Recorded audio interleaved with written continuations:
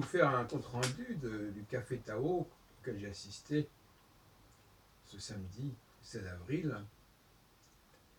Toute la philosophie consiste dans ces trois mots, je m'en fous, signé Montesquieu. Et je suis intervenu dans cette session animée par Jean-Luc Berlet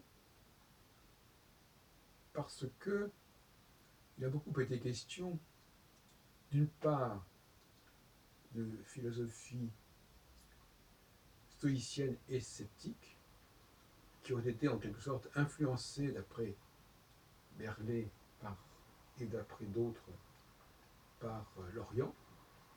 D'autre part, sur la question du lâcher-prise. Je m'en fous, ça veut dire que je lâche prise. Et donc cette réunion a duré à peu près 2 heures. Et je suis intervenu à 2 ou 3 reprises, sans grand effet d'ailleurs, pour dire que j'étais surpris que l'on ne situe pas ce genre de propos dans le temps. C'est-à-dire, à un moment donné d'un cycle, on peut avoir un lâcher-prise. Le lâcher-prise ferait partie d'un moment du cycle. Et par conséquent, il ne constituera pas une philosophie. D'ailleurs, aucune philosophie qui ne serait pas dualiste, à mon avis, n'est valable, de toute façon. Donc il faut toujours qu'il y ait 2 temps. Donc, il faut toujours rétablir le temps qui manque. S'il y a un temps de lâcher-prise, il y a un temps où il n'y a pas de lâcher-prise, il y a un temps où il y a la prise. Il y a un temps où il y a le lâcher-prise. Donc ça, c'est déjà un défaut de la méthodologie de ce Café Tao, c'est que les intervenants, puisqu'il y a toujours une présentation qui dure pas mal de temps, par Jean-Luc Berlet et par éventuellement d'autres personnes, ce qui a été le cas cette fois-ci, avec une certaine Sylvie, qui est par ailleurs, je crois, chanteuse,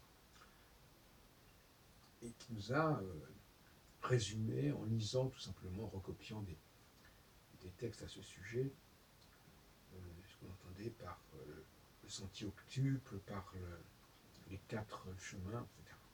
Et elle a complètement oublié, tous les deux ont complètement oublié de parler, de resituer dans un temps, en disant voilà, ce temps du lâcher-prise, c'est un temps particulier qui fait bien sûr pendant à un temps où ce n'est pas du tout du lâcher-prise dont il s'agit. Donc déjà une première erreur. Une deuxième erreur, c'est qu'on ne s'est pas demandé non plus qui parlait, qui disait cela, qui doit lâcher prise. Alors ça, c'est une sorte. Alors là, on tombe dans le tabou complet. Alors moi, j'ai dit qu'il y avait un problème d'accouchement, que l'accouchement, c'était un lâcher-prise. Et en même temps, j'ai laissé entendre que ce sont les femmes qui doivent lâcher prise. Enfin, presque toujours. C'est aux femmes qu'il revient de lâcher prise. Donc il leur revient de lâcher prise à certains moments, et c'est aux femmes qui revient de lâcher prise. Donc le quand et le qui n'est pas résolu. D'autre part, j'ai signalé que le stoïcisme et le scepticisme étaient des moyens de lâcher prise, précisément.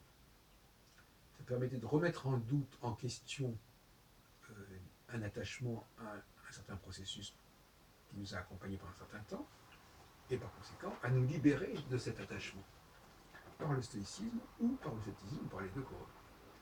En disant, voilà, bon, il y a des choses qu'il faut changer, qu'il faut mettre en doute, et il y a des choses auxquelles on ne doit pas être trop attaché.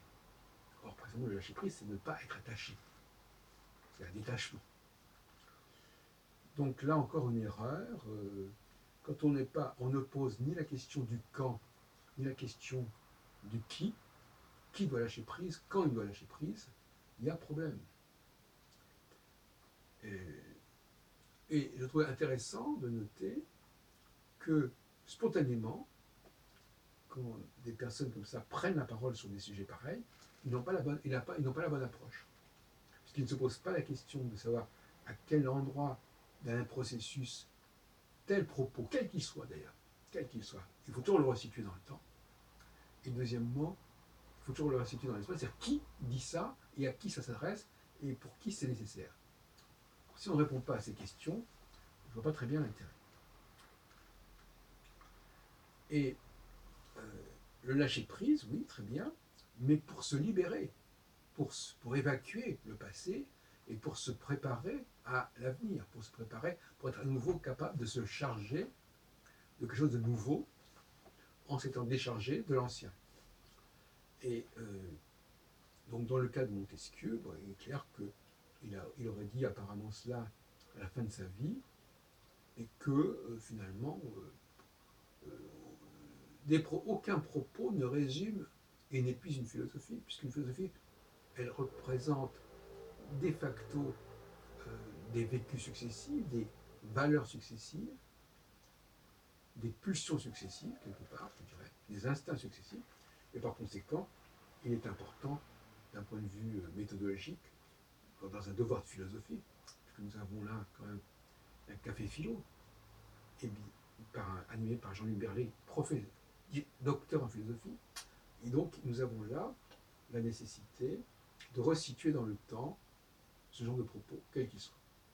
Et je note que cette lacune est grave, qu'elle montre à quel point la notion de cyclicité n'est pas assumée, alors qu'à mon avis, on ne peut situer le discours philosophique que dans un espace-temps particulier, c'est-à-dire qu'il n'y a pas de philosophie neutre, une philosophie d'un certain moment et une philosophie qui concerne une certaine population. On ne peut pas, donc cette neutralité de la philosophie, cette intemporalité de la philosophie est absolument inaccessible, en tout cas elle l'est pour le XXIe siècle.